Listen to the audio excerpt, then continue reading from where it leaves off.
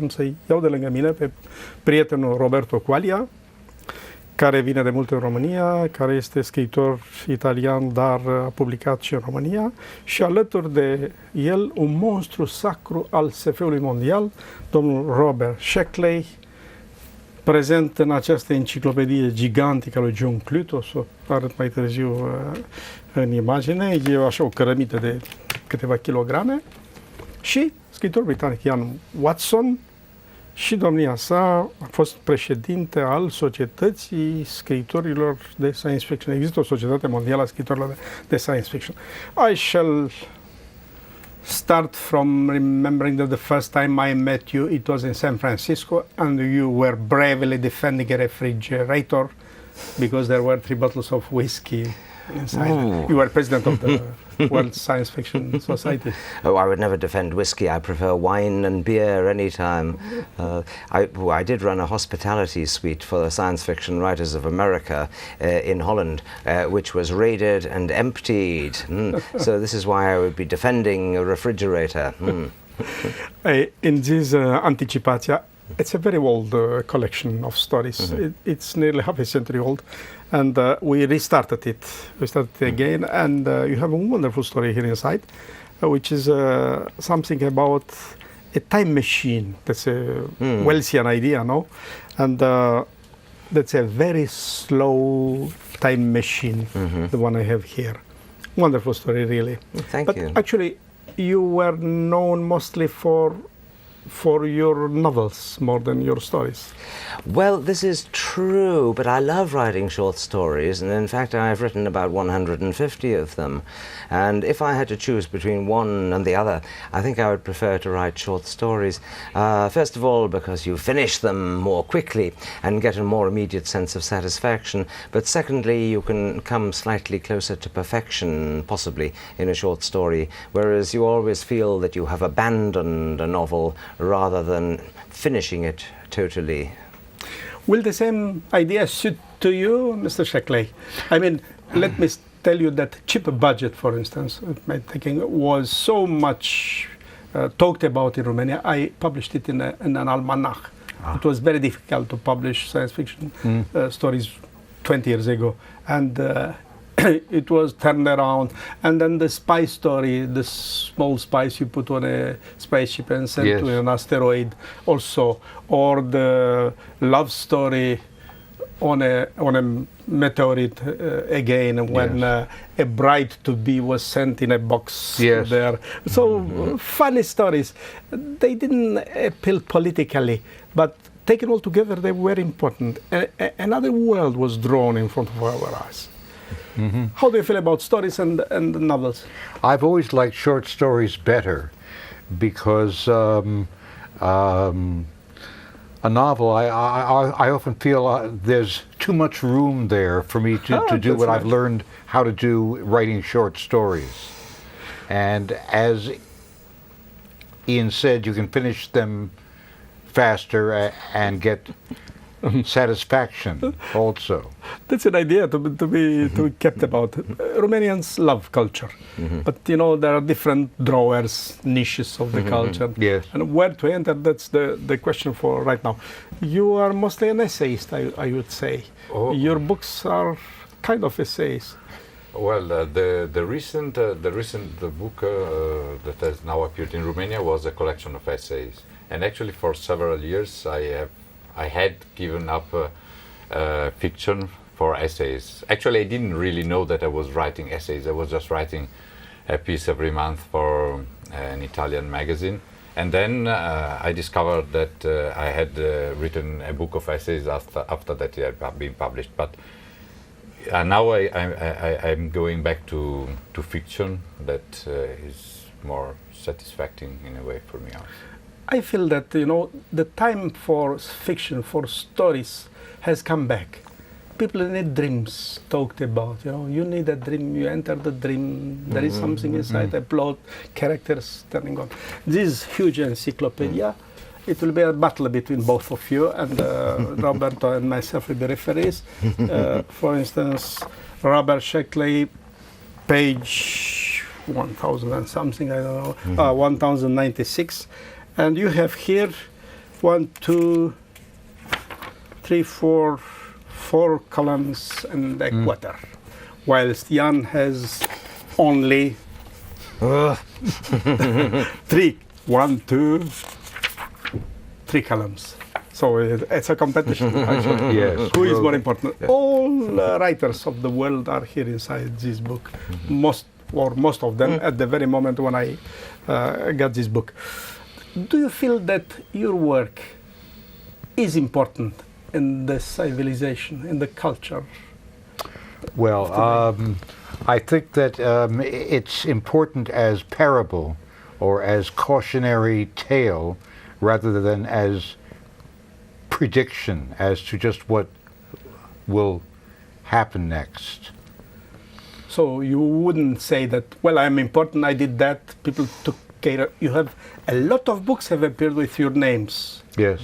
In the world, so a lot of people read it. So I'm very happy to have done this work, and it's the only work I ever want to do. I don't like to say it's not important, but I don't feel important for having done it. I asked the same question as Joe Haldeman. You wrote that story about the Forever War. Mm-hmm. Do you feel that when having 500,000 copies, you really put it inside the hearts of the people that the Forever War is dangerous? No, he said, I didn't feel that. No, I liked to write the book and that was that. But it's more than that, isn't it? Well, I like to change people's perception of reality a bit by turning things upside down and inside out, so that people will get a kind of shock of recognition of the world, but in an entirely different way to what they imagined it previously that it was. So I like to deliver little psychological shocks to people. Do you do it on purpose, or it just happens? Well, it happens because I tend to think about the world in a slightly twisted and perverse way. So my stories become a little bit peculiar, and people read them and they say, "Well, and then they think, maybe there is some truth in this." And then they go away slightly changed and they view the world in a different way for at least another 2 hours, or perhaps 2 days or 2 weeks. In that embedding, the novel embedding, it starts normally, it seems like a normal novel about future, but it has turns, and twists where you feel the psychological ideas inside. It was one of the, I think it was the first novel that actually used modern scientific linguistics. And then there was a very heavy left-wing political bias in it, which rather shocked the Americans when they read it. Plus there was anthropology and a number of other things in there which were a little bit unusual at the time. Mr. Sheckley, you were out of the heart science fiction all the time. You cannot find in your books a machinery, you enter, it has wheels and cogs, it moves and does Yes. It looks like, you are simply doing being funny into that. But it's much more than that, isn't it? Well, I don't ever think it's my place to comment on how serious it is, and when I write it, I'm out to have fun with a story. Other people comment on what it means. The Pilgrimage to Earth. Yes. I have it here. I have in French, a friend of mine, actually an ex-minister of industry, who is a fan of science fiction. Here it's only French, so he bought all your books in French. He has 1 cubic meter of books. At least a quarter of them has been written by you, because you did a lot of things. And he gave me that. That's why I'm having them in French on the table. And the Pilgrimage of Earth is, as French translated them, Pèlerinage à la Terre. Yes.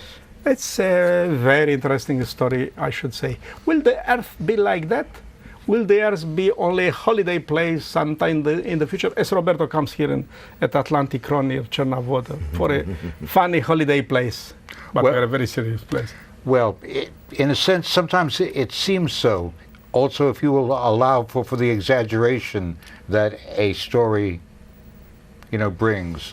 Obviously, the Earth will have a lot more, but that's a very salient aspect of it, the holiday aspect of it. So I think it's turning that way now, really. It's more than the holiday thing, because here the character is sent. Actually, everything is happening only inserting some dreams in his brain. Yes. He is being sent somewhere with a very beautiful girl, so on, etc. But he will be on the same place, not moving from. Actually, in the last years, the research being done on the brain opens immense perspectives. Yes, yes. I think so.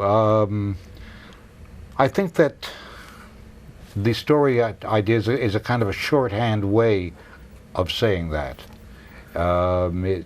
It's shorthand because it's a specific example of the sort of thing that might happen if the entertainment aspect of things goes on. Roberto, you were very young when the first man made his step on the moon. It's in the Știință și Tehnică magazine. You know that funny people think funny things about not having happened in that time. No, there was no man on the moon in 1969. Yes, you will never know if these were urban legends or real. You know, that's. It's difficult for me to think that this never happened. However, there has been also an interesting movie, Capricorn 1, hypothesizing that actually in the future they will make a faked landing on Mars, which will never happen and will all realize in studio. And on the other side, I would say it doesn't really matter if they really went there or not, does it? Well, I think I should think twice before answering, you know, because actually it's science fiction again. No? Yes, it's exactly. counter science fiction, let me say that.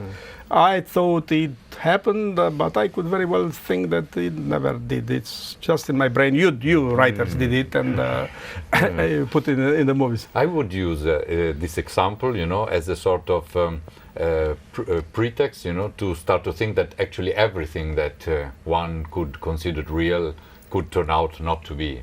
I mean, with this example, we don't know, we will not know. Personally, I think that they went to the moon, but a lot of other things could be different from what we think. Everything can happen. You know, the example you give a monkey a typing machine, let 1 billion years, it will type, and then all Shakespeare will be inside. One day. Well, Shakespeare manages it. It's probably necessary to make reality unreal, because with oil prices going up and up and up, and then oil becoming impossible to use either for environmental reasons or because airfares are too expensive, you will have to have virtual reality holidays that are totally believable. A, for the people who have enjoyed holidays all over the world and who will be dissatisfied, and B, for the rest of the world who have never been on holiday and will be very bitterly resentful if they cannot do the same as the others. In a sense, you have that now in the form of U.S. theme parks.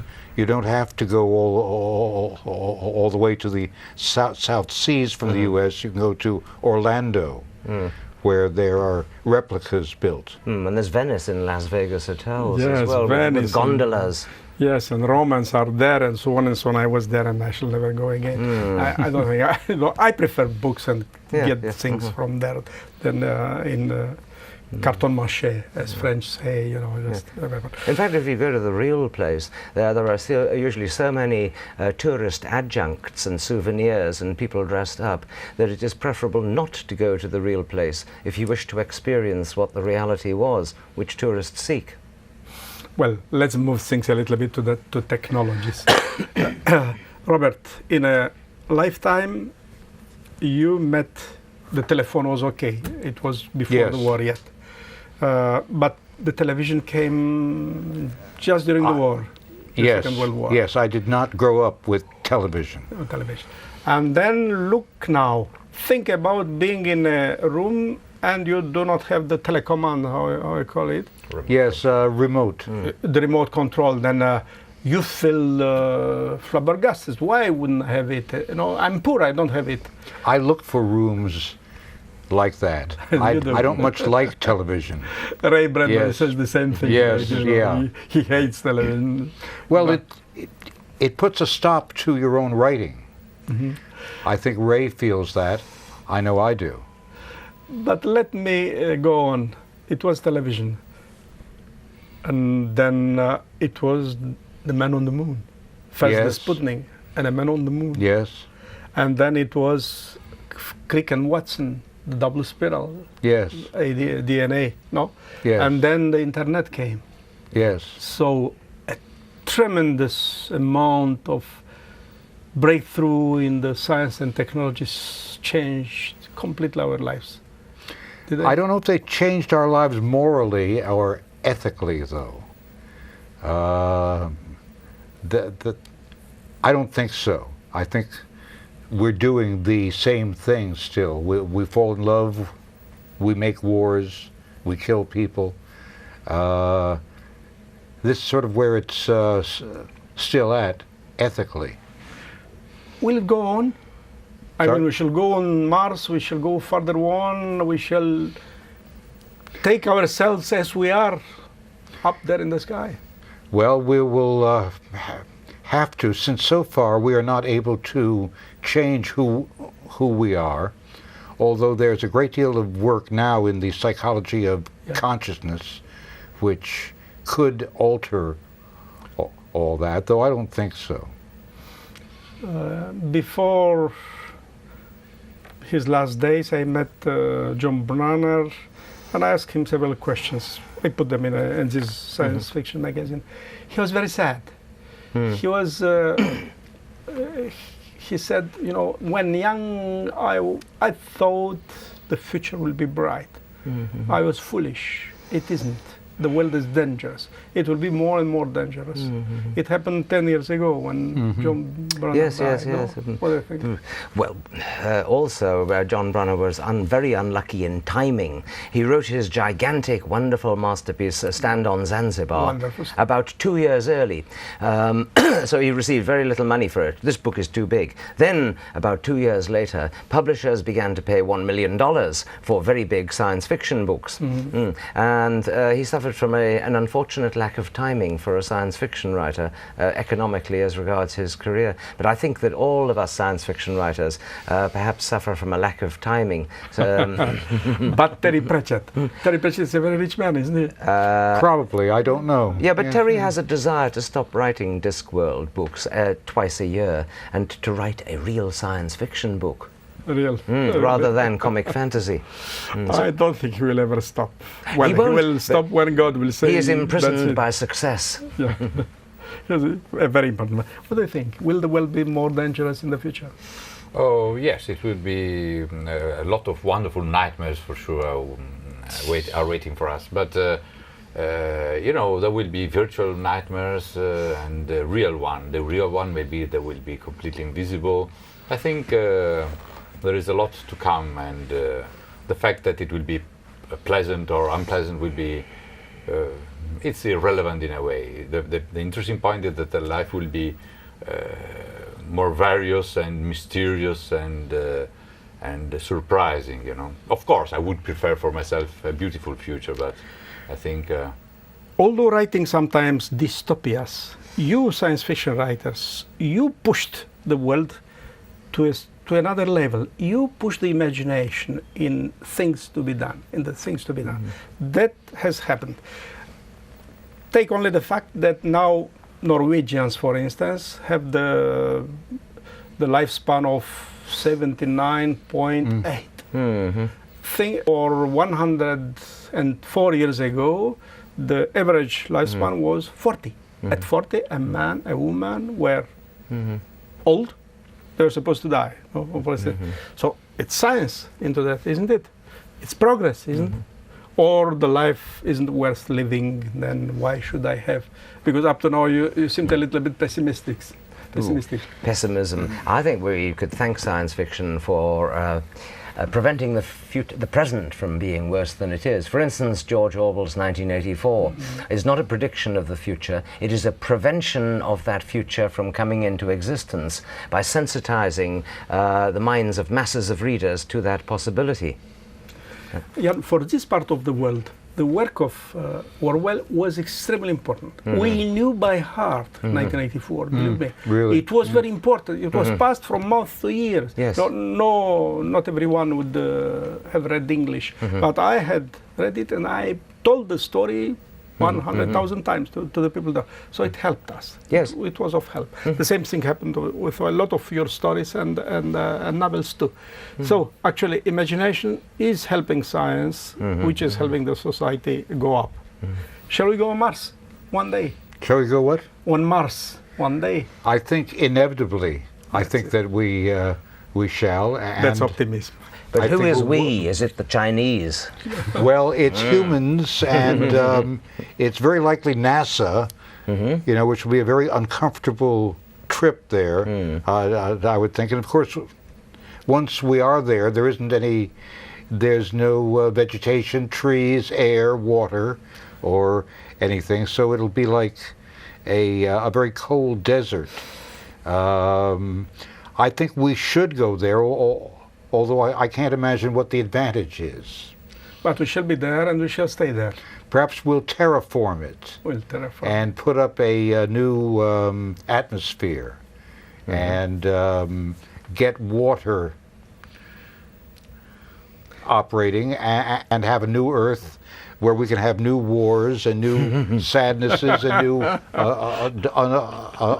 unhappinesses. I think so much of the point is what you can do with the 30 or 40 or 50 or 70 years of life that you do have. Yes. And this, I don't know if that is improving a great deal. But Roberto, who is a Casanova of the science fiction, he loves coming here, little girls look after the writer Roberto Quaglia. He enjoys himself. Yes. The life will be beautiful. Why should we go on Mars? Well, maybe to make a new TV station there that broadcasts the first show live from Mars. It would be a big hit. Everybody on Earth would see the first show broadcasted live from Mars, and the publicity would sell huge amounts of money. So actually, this could be the first thing that they do when they go there. They make a live musical every Saturday evening. Yes. Yes. So much of it is about making money, isn't it? And that's what Mars will have to, in some sense, be a paying venture for somebody. Well, some people talk about preserving the integrity of the Martian environment. And I think this is a lot of nonsense. You should have Italian coffee bars on Mars as soon as possible. Yes. But one serious reason for going there is that it's a little foolish to keep all your eggs in one basket. And Earth is very vulnerable to all sorts of things. Asteroid strike, global change, sudden ice ages. We assume because we have a recorded history of 6,000 years that is going to continue, and it won't. It will be different, yeah. Kim Stanley Robinson put things down. He made a kind of it's a very interesting book. It is not a novel, well, 3 novels as he put them. It's mostly a kind of a demi-scientific agenda of the future. Look what we can do. And at a certain moment he says, no money there. It will not be for profit. Mars will be a heaven, a paradise or Yes. something. It might be. Well, there will always be a lot of people who will pay if they are allowed to go there. So, Oh yes. just to have been there. Maybe we will be exporting tourists to Mars. We shall. Yes. Well, rather than prisoners or suicidal volunteers, you might actually get billionaires paying to go to Mars. Oh, I think so. Yes. I think so. I think that that there should be a Mars exhibit on Mars, built around Ray Bradbury's ideas of it. Of the canals and everything else. That's what I would like You should have a theme to park on see, Mars yes. which represents the true Mars of the imagination. Yes, and why stop there? Why not have Edgar Rice Burroughs' Venus then? Yeah, good. Maybe one day it will Yes. happen. Robert, you are very fond of robots. You love your robots in your books. Yes, we I have a are in a fondness for world of them. robots now.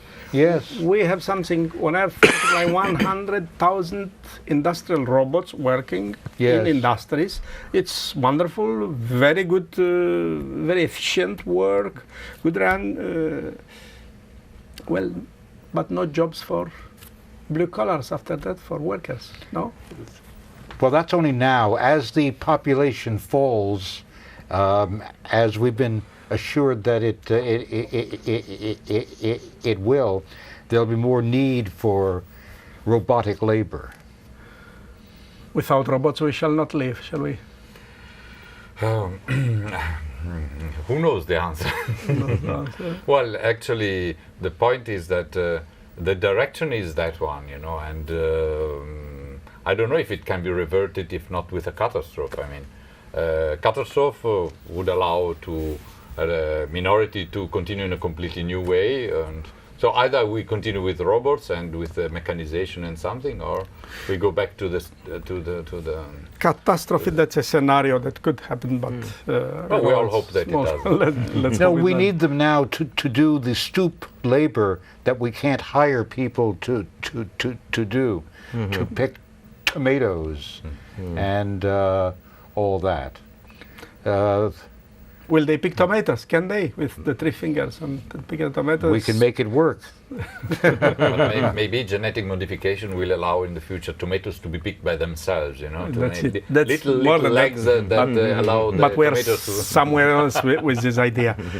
Actually, I remember we had in Romania and in other socialist countries all kind of scientific socialism lessons, you know.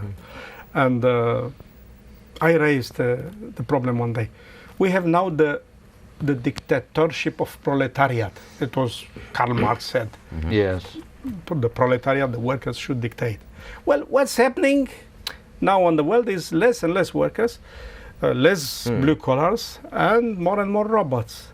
Dictatorship of Microsoft Windows. Microsoft, that's one idea.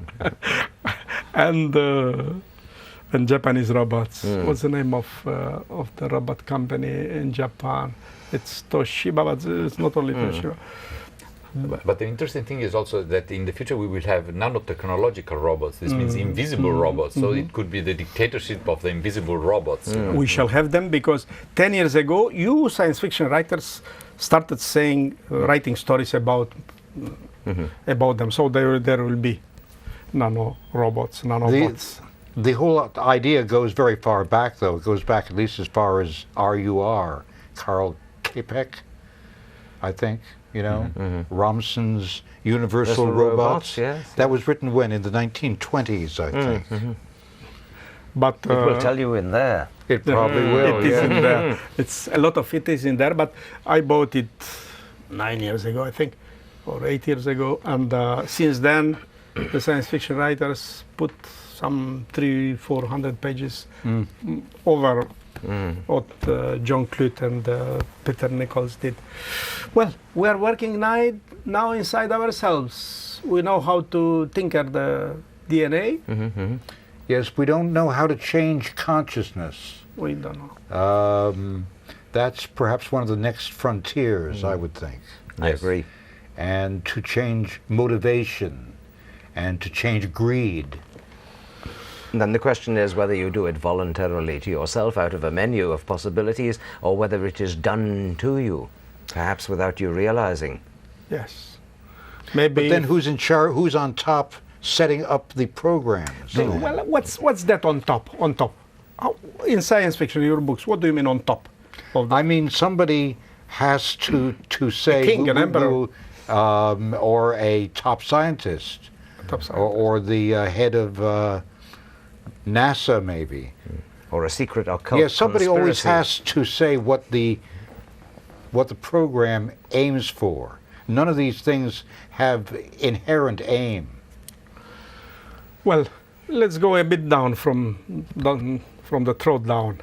We are tinkering the DNA. It means we can build our own livers new. Livers, new stomachs, new lungs, new heart. It But means they don't make you 130 years old. It's true, but I think that in a way that would miss the point. Having those things new doesn't make you happy. Isn't that what, in a sense, what people are after? It's certainly what, Winston Smith was after. Yeah, but there is a Russian novel called Oblomov. Yes, yes. About a very lazy man. He was very happy. Also, what does happiness mean? That was perhaps that was the main fantasy, though, that he was very happy. Perhaps unhappiness is the trigger towards innovation, imagination, evolution, and development. I have a friend in my UNESCO commission where I work, and he speaks 8 languages, 8 cultures. He knows very well. He's unhappy all the time, but he's scared mostly about the moment when he will not be unhappy. Really? That's, it's a very important point. Sometimes he's very unhappy because he didn't have any reason to be unhappy. So people are very, very complicated things. Well, psychologically, that would be called a double injury. You're not only unhappy, but you're unhappy about the possibility that you might become not unhappy. Is the double part of the injury. If you become totally happy, you should become very suspicious at the same time that you have been manipulated. But that would be unhappiness. Yeah, sure. To become very suspicious. That's when you're very when you're very happy, all that is put aside. Well, you should wear something painful upon your body, such as a clothes peg, which will cause a constant low level of pain. This is rather like the slave standing behind the Roman emperor saying, "You are only human." But in this case, it is a little pain saying, "You are unhappy. You are a little unhappy." But that's how it is now. You have a voice in your head saying you're really not perfectly happy. Let me close the chapter, Roberto, and I want to ask you. You know a guy called Arthur C. Clarke. Yes. It happened that you met here. Yes. Yes. He had a crazy idea about a Space elevator. Space elevator going up. And in the magazine Discover, which is a serious one, the elevator was drawn there. There is a guy called Brad Edwards, I think, and he says, "I need $6 billion, which is nothing compared to the Apollo project, $100 billion, or the International Spaceship, which will be nearly $200 billion. Give me $6 billion, and I shall make 30,000 kilometers high, and which you will move 230 small cabins up and there. You will need 7 days to reach up. Yes. Take a satellite out of your pocket, put it out, or maybe go to Mars. Fantasy? Irrelevant. It will not make you either happy or unhappy. I mean, I do social science fiction, so that's what I ask. Not if you can build this, but what it'll do for you. Yeah, that's why I let Arthur C. Clarke on your hands. Yes. Well, after this kind of point of view, I was imagining that even that problem of happiness to be paradoxically irrelevant, since a world of people would manufacture their final happiness would be a paranoid world of people afraid to lose it. You would be worried about the Al-Qaeda attack upon the space elevator. No, it has been calculated. From the probabilistic point of view, very small chances, because down there in the Pacific Ocean, it's something like 2,600 kilometers from the coast of Peru, so it's very difficult to reach there. Up there in the sky, you need billions to put a bomb, so it will be... So basically nobody is going to go up and use it, because all people are potentially suspects. Only robots can go up and down the space elevator. You see, for every favorable scenario you make, we can make an unfavorable one. I can see it, I can see it very much. I'm an optimistic guy, and that's where so stories... you won't turn down. come from also. From But you are an optimistic guy in all these books. Yes. No, from time to time you have something like, as Ray Bradbury has in the October Count, you know, he's sad from time to time. Well, 1 in 4 stories you feel sad and you put it in, but in most of them you are optimistic. Yes, you are well, that's because I'm embedding novel too, no? Yeah. Oh, I am basically optimistic, I'm very strongly in favour of going out into space. We have a launch window of about 300 years before we totally run out of raw materials and the ability to get off this planet, and I think it is criminal if we do not take the chance to do so. That's my upbeat aspect.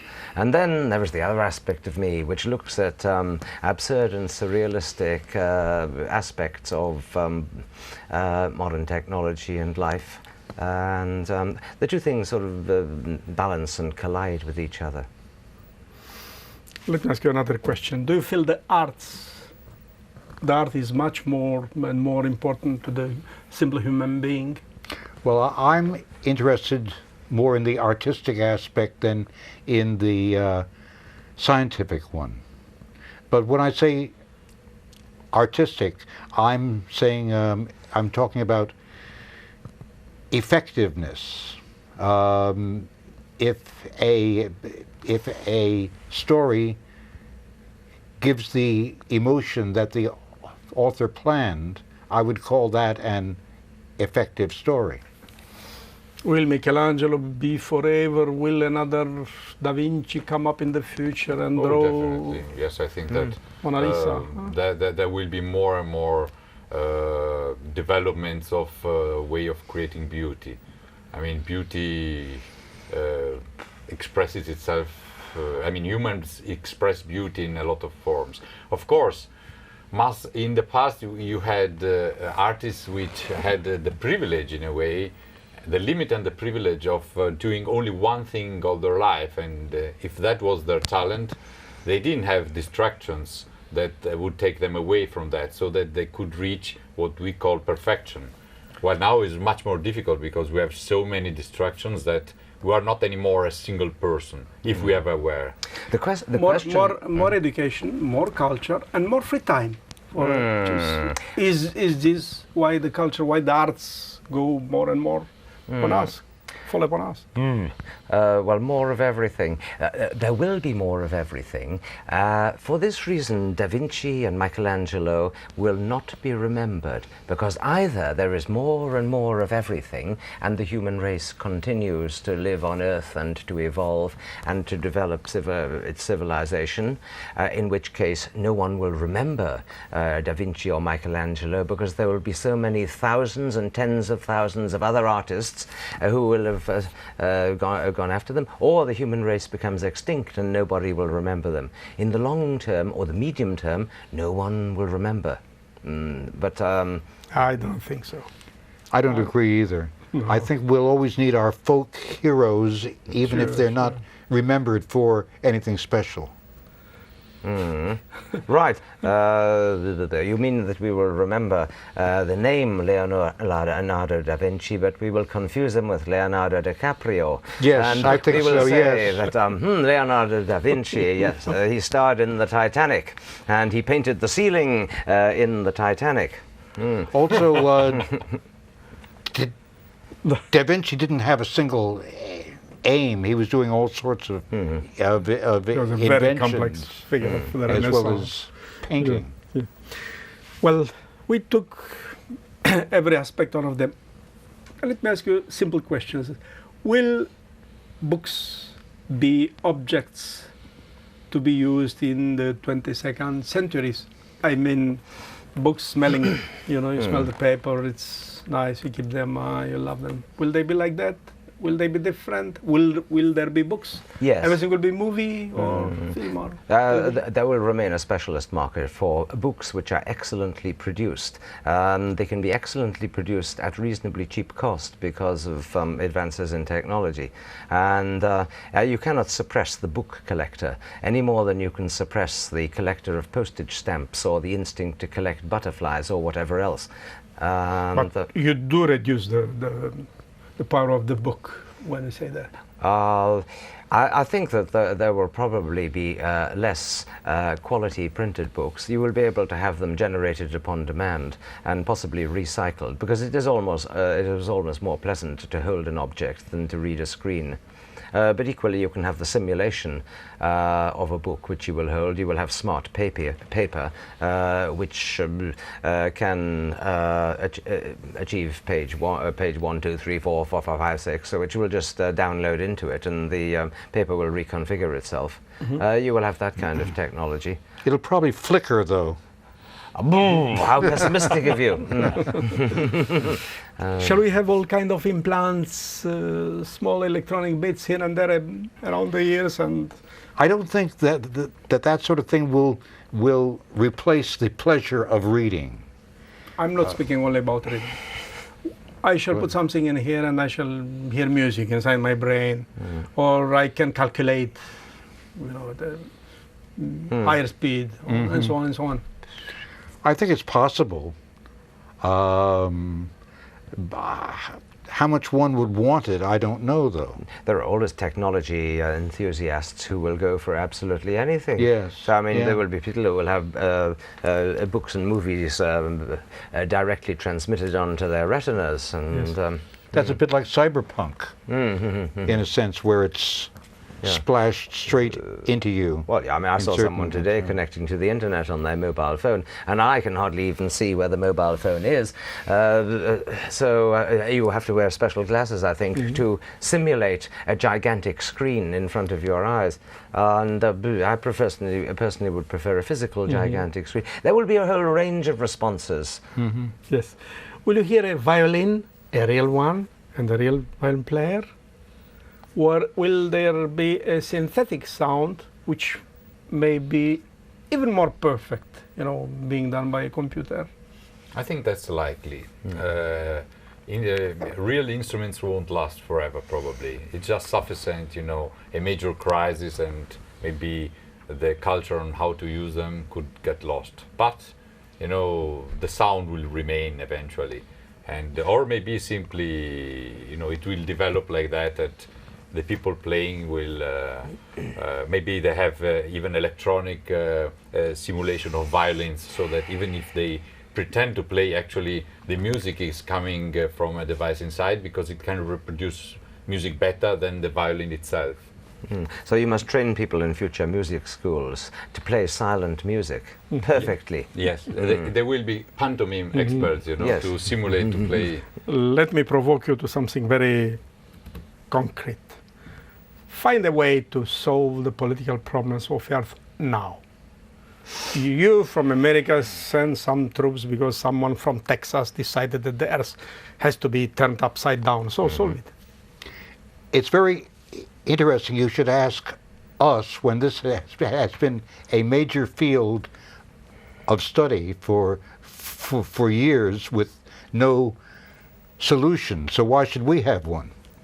Or rather, why should I have one? Who else should have, if not the science fiction writers? Well, I'm in favor of very small wars instead of large ones. Just as I'm in favor of small countries instead of large ones. Both are happening now. Well, there are still too many big ones. So I say break them up even more. Good. That's an idea. Bring them up.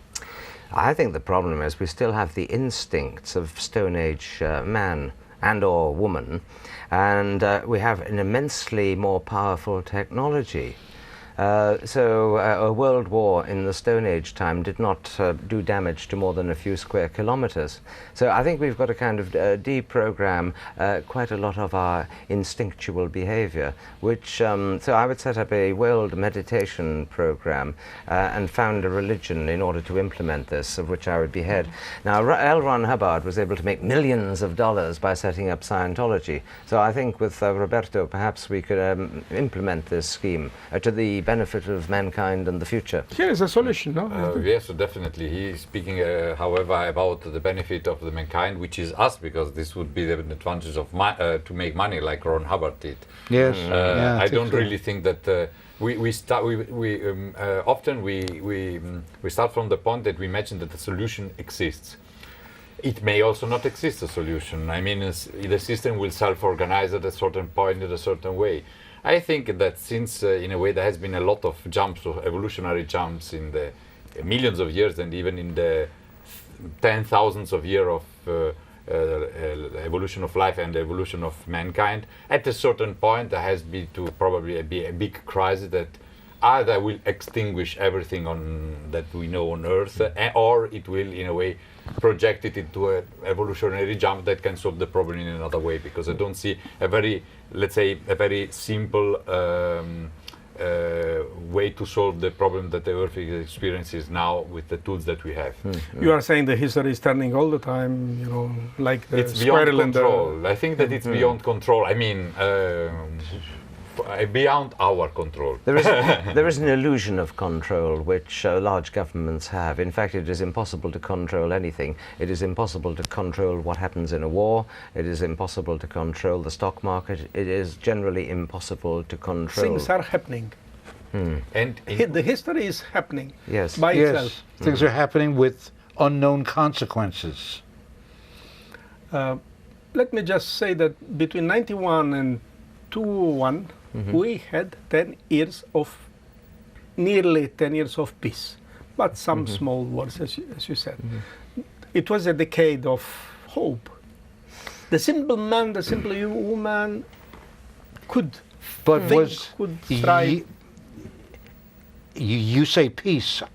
I must ask you: was there peace then in South America, in Africa, in Southeast Asia? I would say no. There were a lot of wars, but they perhaps didn't directly involve Europe or the U.S. If a war kills or tortures a person, then for them that is equivalent to a world war, even though it may only be happening in a tiny little district.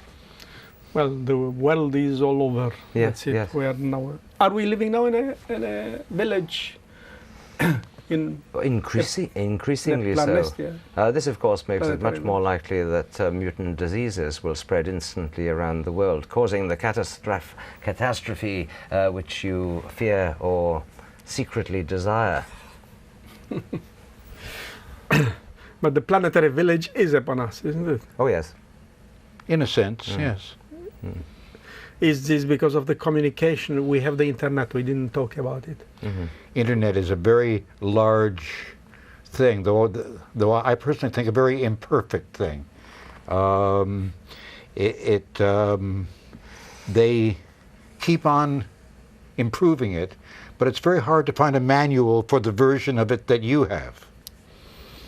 What do you think about communication? well, that's internet it becomes in a way a sort of psychic meta place of the spirit of mankind. Now you can find almost all existing information and all existing background noise. Of course, the second one is 1 million times bigger than the other one. So it's a new change of paradigm. You have, in a way, to learn how to move in the noise because everything is there. I think that this is an incredibly fascinating field. But how shall we go through and find the nexual points, the most important, the information I need? How shall I adapt myself to the system? Ah, that's a good question. Well, there was William Gibson who actually created the character of the net runners, people who has a special talent like rhabdomans to find the meaningful information by intuition because there is no other way. And I like very much this image because I don't see another way rather than feeling where the information is hidden and find it. Asimov had the Grand Master, the jokester was the name of the story. You know, a big brain capable of translating what the computer said to the humankind. So actually it meant that the human brain, that Grandmaster's human brain, was at least as big as the computer's brain. Yes. There would have to be a some agreement on what that brain finds. Also, the whole style is moving away from the giant brain idea to the idea of thousands and thousands of smaller ones working in parallel. You know, it is said that we only know about 15% of our brain, what it does. For most part of it, we do not know. Actually, we know the hardware. I mean, if we cut it, we know the cells and so on. But the software of the brain is completely unknown. Some chemistry, some electric signals. We do not know what consciousness is. We have a sense of an individual self, but this may be a complete illusion. The self does not exist when we are asleep. It does not exist when you are driving a car quite a lot of the time. In fact, when we make a decision to do anything, even to close my fingers, the brain has decided to do that a few microseconds before I am consciously making that decision. So what makes the decision? Myself? No. I'm only told about it. I am told about it, yes. It has been taken. Well, it is a field of activity for this century and the next centuries too. Yes. Because the most complicated machine in the universe is the human brain, I think, isn't it? Yes, well, I think so. Yes. I think that the problems involved in it will be around for a very long time.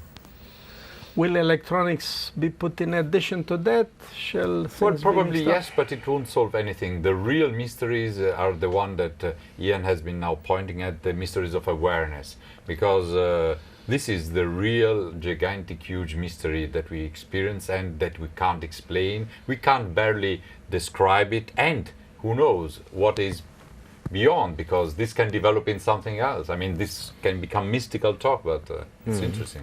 I'm a journalist of science, but I love the moments when the scientists say, for unknown reasons, this happens. Yes. For unknown reasons, the gray matter of the universe is now 89, 91%, and we don't know where it is and if it exists. It may exist. Or a cell fecundated starts the division of the cell in 2, then 4, then 8, and so on. For unknown, so some God should put a finger into that and start things. Let's try to get back into origins of things, isn't it? Yes. Why this happens in the first place. Who did that? Who did that? Well, there are a lot of people who would say it was God. It was God. Where did God come from? Last year I was at a UNESCO conference in Paris. There were 5 Nobel Prizes, physicists, all of them, bright minds. And one of them said, I'm a believer, I trust in God, I go to church. I cannot turn my back to it. Religion, yes, it exists. God, yes, it exists. Do I have doubts? He asked the audience. You bet I do. If God exists, why doesn't he manage things at all? Why are we, the humankind, so bad? Why are we making so many wars, poverty, and so on and so on? Well, as soon as he asks why, though, I think he's ascribing a false argument to the idea: is there a God, or not? You can believe in a God without having to believe. In that case, why does he do this and why does he not do that? You remember that wonderful story of Arthur C. Clarke again about the priest going up in the sky. The star was the name of that. Yes. Trying to look if around the star a civilization had existed. It did. He finds the answer to the question: does God exist? And yes, God exists because he exists, but the man doesn't believe in it and it doesn't trust in him anymore, because at the birth of his son, the God made an explosion of a star up in the sky, and that killed the civilization. So the monk, actually, the priest comes back and he doesn't trust God anymore.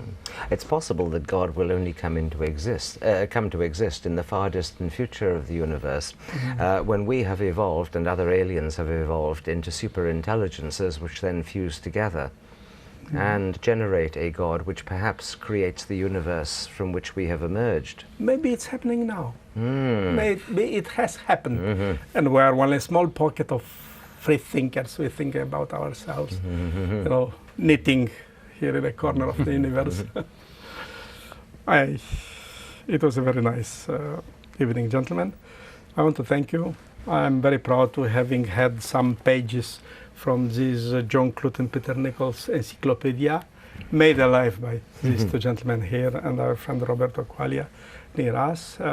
It was a story about imagination, an hour about science fiction and the future of the humankind. It is a good place to show you once more, și am să trec pe românește, e un moment în care vă mai arăt încă o dată revista Anticipația. Vă amintiți, cei de vârsta mea, colecția aceea de un leu care v-a făcut să fiți ingineri sau profesori, pentru că imaginația era prinsă de mințile noastre ca niște bureți umeni. Aceasta este revista Știință și Tehnică, o aveți acolo. Robert Sheckley, Ian Watson, Roberto Quaglia, Alexandru Mironov, vă mulțumim că ne-ați ascultat și sper ca asemenea ore să le putem avea și cu alte ocazii. O seară bună!